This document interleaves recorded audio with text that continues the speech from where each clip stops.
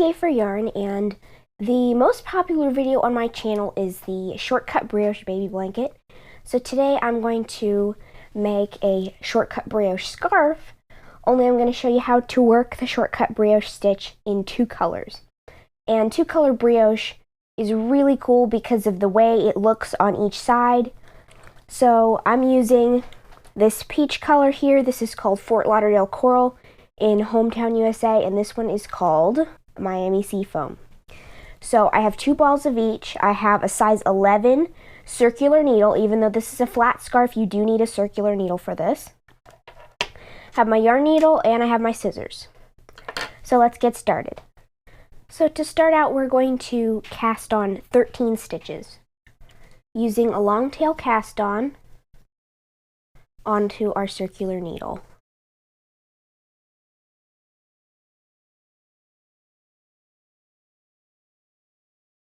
Alright, so there's my 13 stitches. And we're going to begin by knitting row 1. So for row 1, we're going to slip 1, and then we're going to purl 1, knit 1 all the way across.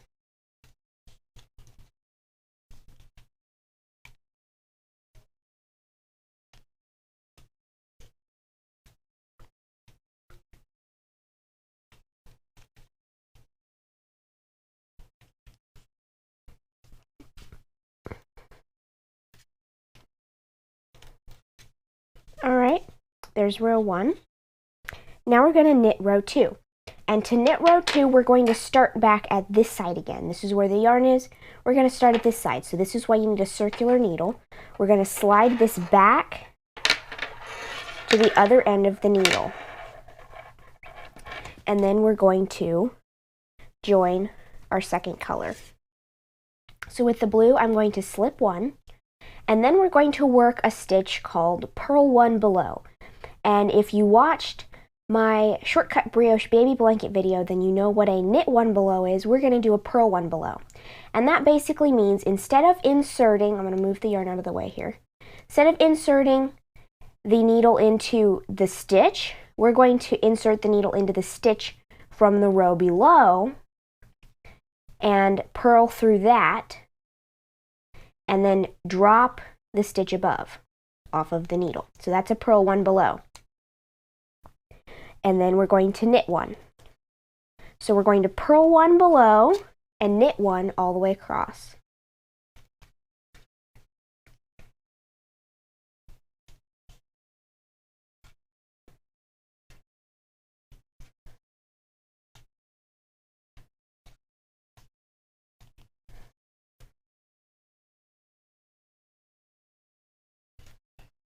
And once we get to the last 2 stitches, we're going to purl 1 below and then slip the last stitch. So that's row 2. And as you can see, we now have both yarns at the same side of the work. So now we're going to turn, and with the pink, this is row 3, we're going to slip 1, knit 1, purl 1 below.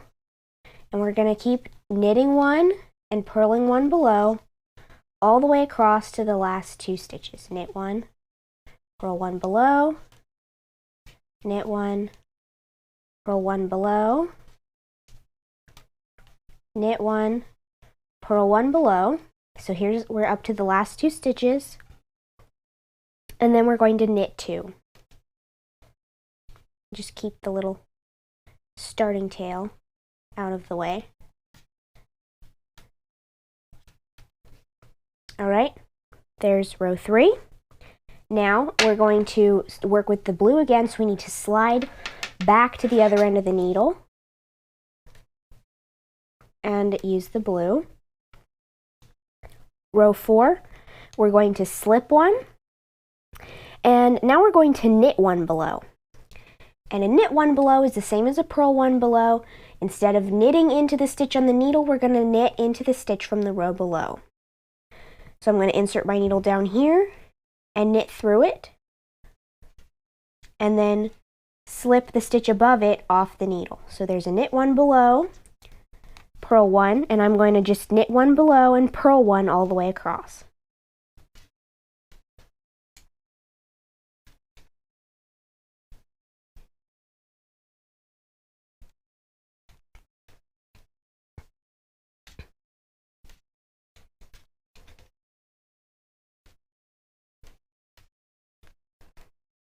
And now I'm to the last 2 stitches, so we're going to knit 1 below and slip 1.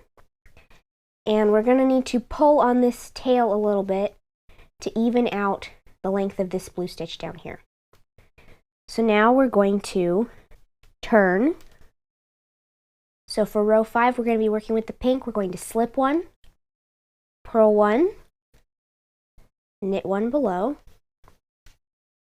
and then we're just going to purl 1, knit 1 below, all the way across till we get to the last 2 stitches. And with a thick yarn like this, you want to make sure that you're not splitting it,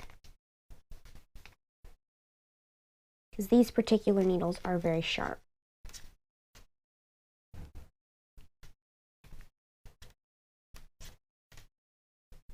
Then we get to the last 2, we're going to purl 1 and knit 1.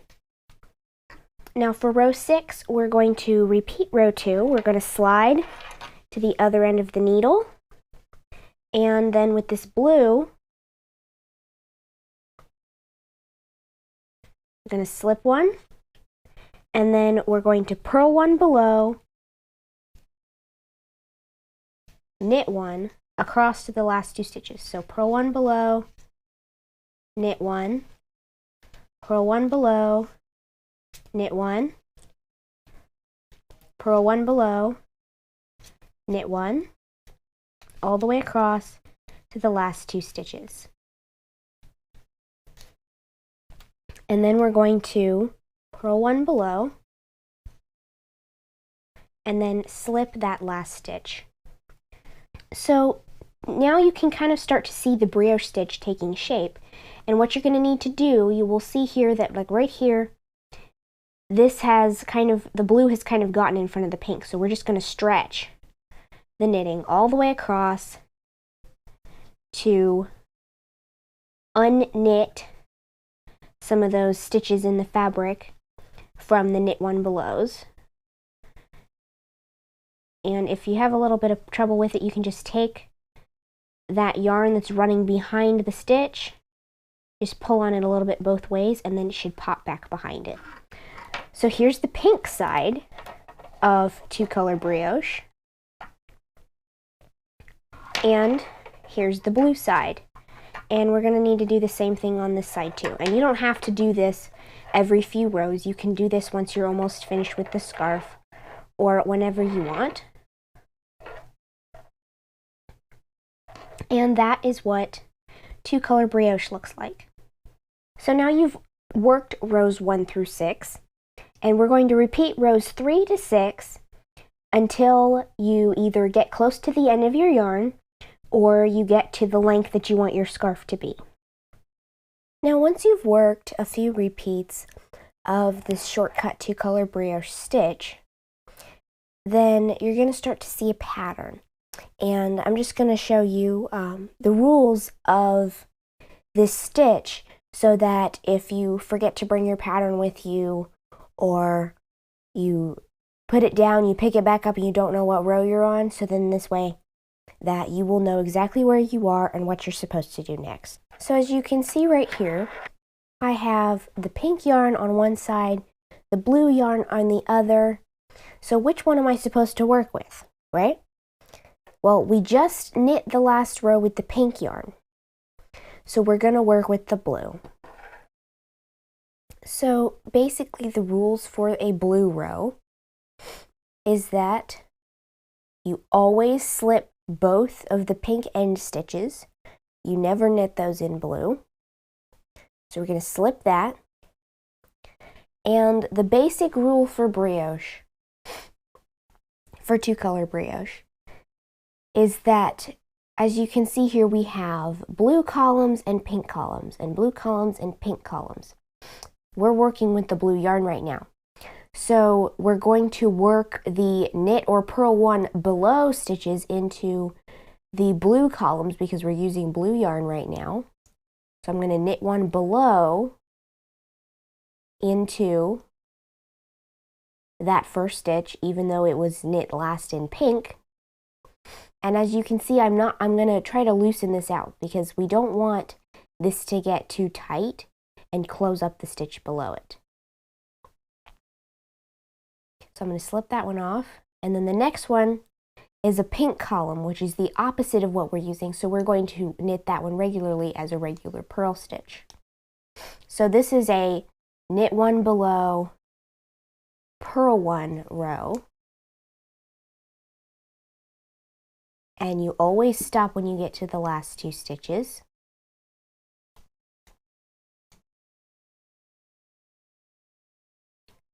So here's my last 2 stitches, and since this is a blue knit column, we're going to knit one below and slip one because we never ever knit the edge stitches in the secondary color, which is my blue.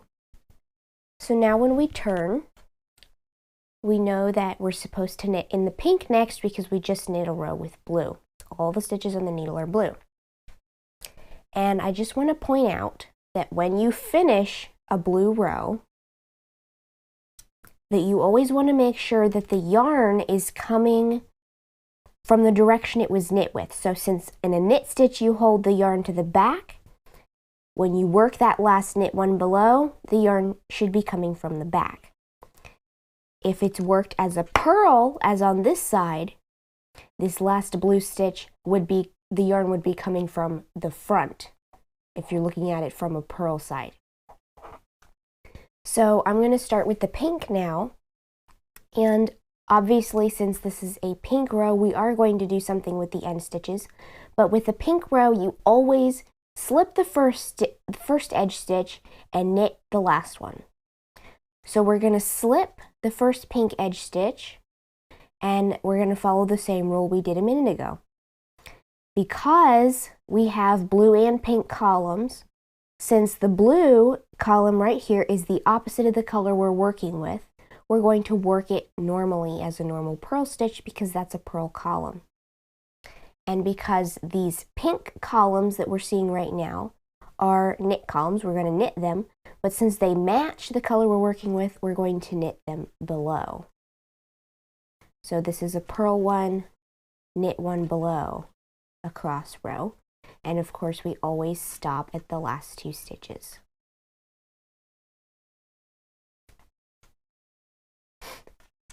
But this pattern is fairly easy to memorize once you've done it a few times and once you know these rules. So we've got to the last 2. This column right here is blue, and so we know that we work it regularly. And this one is an edge stitch, so we're going to knit it because this is the last edge stitch of a pink row. And you always knit the last edge stitches of a pink row, slip the first one. So now we're back to the blue again because we just knit that row in pink. So we're going to go back to the blue. And as always with a blue row, we always slip both pink edge stitches. So we're going to slip the first one. And as you can see right here, this is a purl column, but it's blue. It matches the yarn we're working with. So we're going to purl one below in this column. And the knit is pink, which is the opposite of what we're working with, so we're going to work it regularly. We're going to purl one below in all the blue columns because they're facing us as purl stitches, and do regular knit stitch in the pink.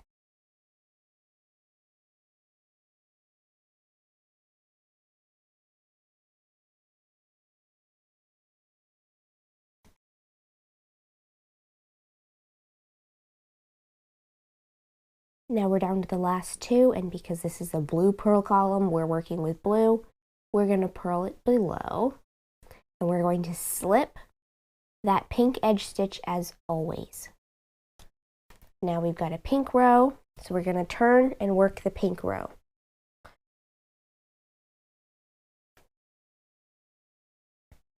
And as you can see right here, this is a knit stitch, and so normally when you have a knit stitch, the yarn goes to the back. So right here, since the last stitch we worked was a purl, it should be on this side of the work. So I'm just going to slip that stitch off, bring the yarn to the correct side, and put that stitch back on, because if you don't have the yarn on the correct side and then you start working the next blue row, then you're going to have a little twist that shouldn't be there in worked into your edge column. and you won't really be able to see it too bad because of the way it's ribbed. It kind of comes together and hides it a little bit, but it can still show. So now that my blue yarn is on the right side of the work, as opposed to having it on this other right side and it being the wrong right side, because both sides of this are considered the right side. It's reversible. I'm going to slip the first pink stitch as always, and because the blue here is a knit column, we're going to knit into it. Because it's the opposite of what we're working with, we're going to knit into it with a regular knit stitch. Because this next column is pink, it matches the yarn we're working with, we're going to go below into it, and because it's a purl column, we're going to purl one below into that column. So knit one, purl one below, knit one, purl one below, till we get to the last 2 stitches as always.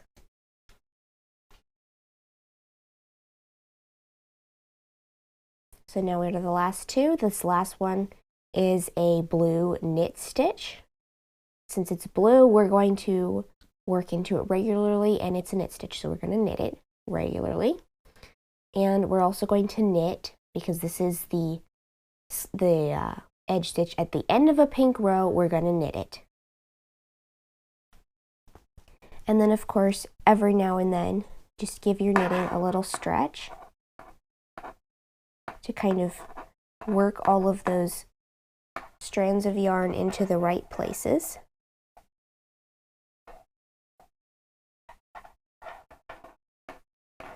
And when you actually knit this, you'll be able to feel how amazingly squishy this is. This is what brioche stitch is known for, is its texture. It feels amazing. And it also looks pretty cool when you've got it in the 2 color where it's reversed on the opposite side.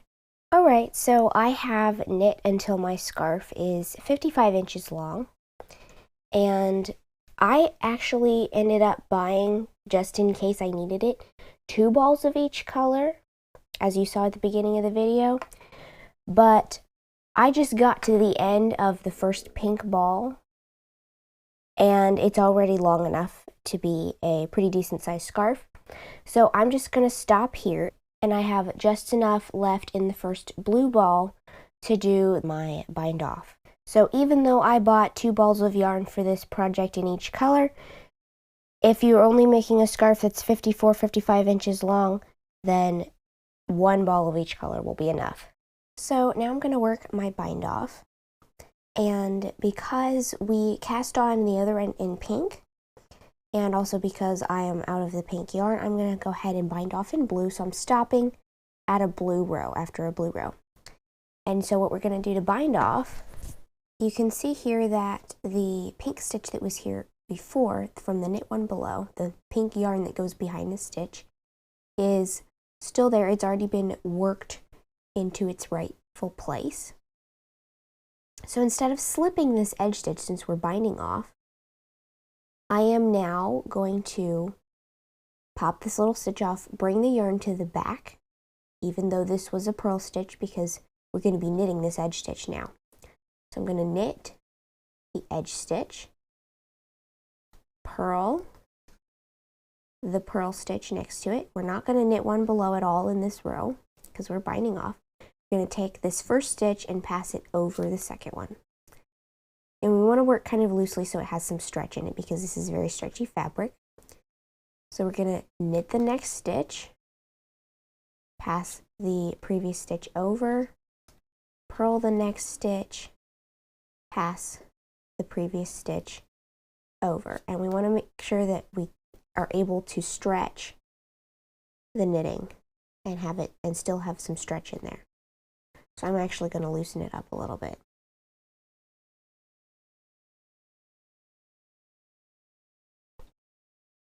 I'm going to just knit one, pass the previous stitch over, purl one, pass the previous stitch over, oops,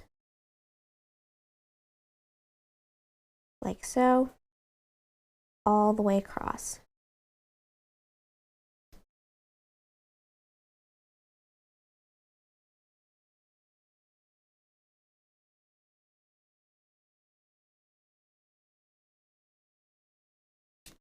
And we're going to go ahead and knit this last knit stitch because this is the bind off. And so there's our bind off. Now we're going to cut a pretty decent sized tail of that yarn and pull the yarn through the loop that we just had.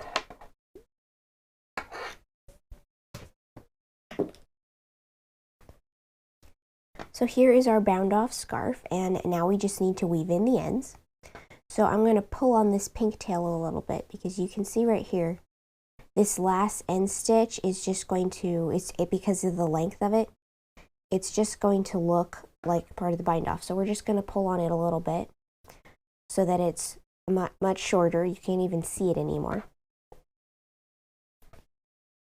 And I have a very large-eyed metal yarn needle.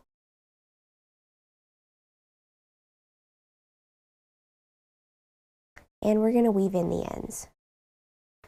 So for the blue, to do this, I'm just going to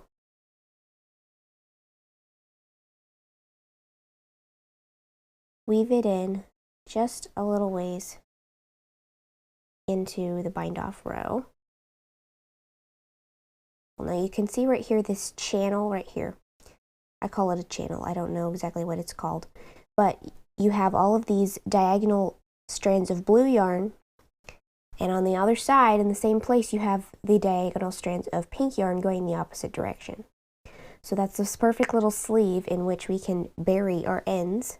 So I've got my blue tail in here a little ways, just far enough past the blue column, and to weave it in, I'm just going to, if you can see, if we stretch the knitting a little bit, here's our pink strands of the channel, but just behind them is where the blue strands of the channel twist behind the pink. So I'm going to pick up one of those blue strands, and then I'm going to go down between these two channel strands that I'm just going to slip behind it, like so. And I'm going to also poke it to the back side, opposite side.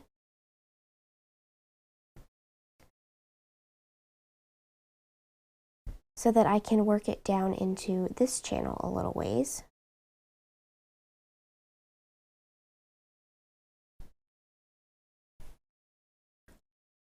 So now that we've come down through that last strand of the channel, we're going to go like around it, and we're going to go down through that same one again. And back up through the next one in the opposite direction, going up.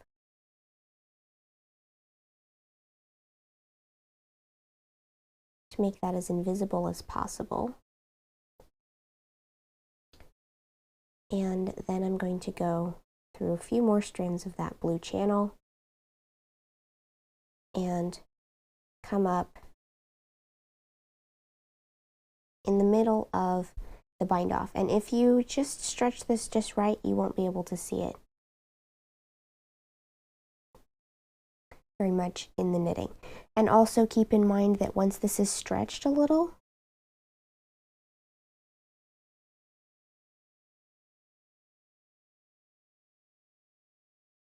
that this purl channel recedes behind the pink. So that's why we're weaving them into the purl channel, because it's less visible. And with a bulky yarn, it's hard to weave the tails in and still have it be invisible. So I'm just going to weave my tail into the bind off the rest of the way because it matches.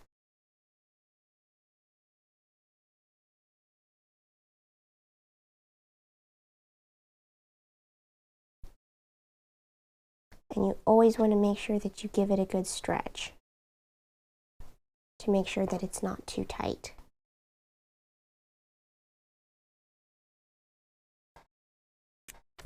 So we're basically going to do the same thing for the other end.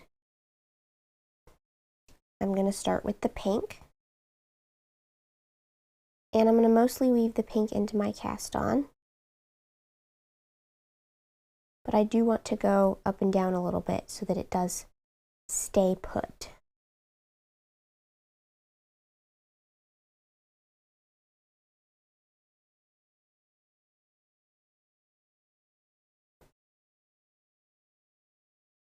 So I'm going to go up a few stitches in the pink into the channel, come down a few in the pink channel,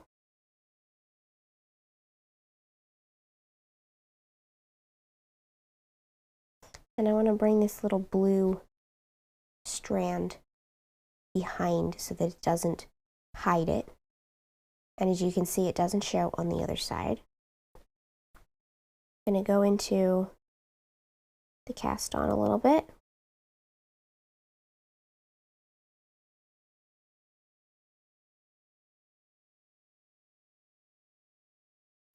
I'm going to go up a few stitches into the pink channel.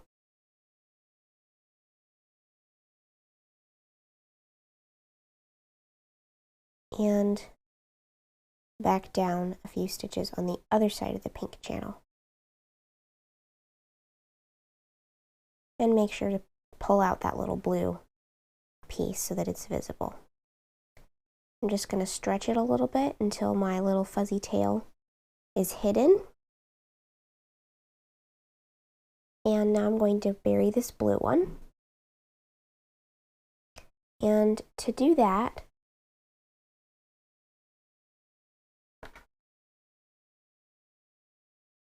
I'm going to start by going up into this blue channel a few stitches.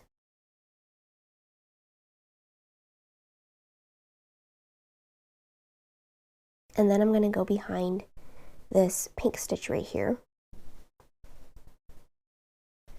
And I'm following that strand of yarn that goes behind the pink stitch. So now I'm going to go back down the other side of the blue channel a little bit.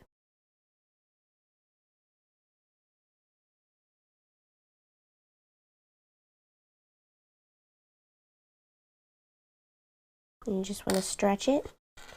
Make sure that you're not distorting anything. And then I'm going to go up the next blue channel. Just a little. Till my tail disappears.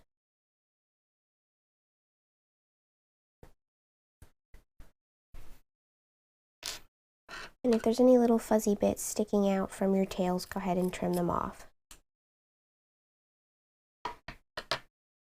So now that you've bound off and woven in all your ends, you are finished with your 2-color brioche scarf.